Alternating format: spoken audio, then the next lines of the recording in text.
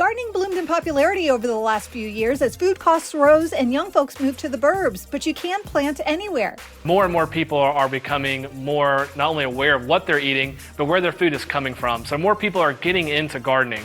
And it's not just your traditional in-ground gardening that you're used to. We're actually seeing an increase in raised bed and container gardening as people are wanting that instant gratification. In-ground obviously gives you an opportunity to have more variety of plants because you have more space. Raised bed gardening, the pro here is that you can control the quality of the soil, so that equals less pests and less weeds. And then a container garden is for someone who's really restricted on space typically. Think about a patio, a front porch, or someone who may be looking for maybe not a lot of plants, they just want one or two.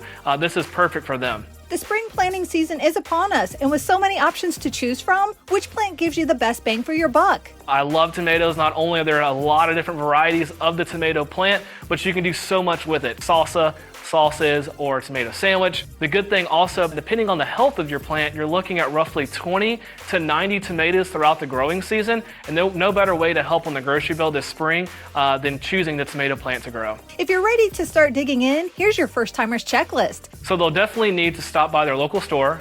We have everything you need from fertilizer, soil, all the tools you'll need, pest control as well, and we also have not only vegetables that are ready to plant, we also have seeds as well if you're wanting to start from a seed. Once you have those three things and you know kind of what you want, it's also important to make sure you know what zone you're in, to make sure you pick the appropriate plant for your zone, and your last average frost date to make sure you don't plant the plant too early, and then the sunlight. Sunlight is huge. Vegetables love sun, so you want to make sure that you're getting them the adequate amount of sunlight for the growing season. Go to tractorsupply.com for more.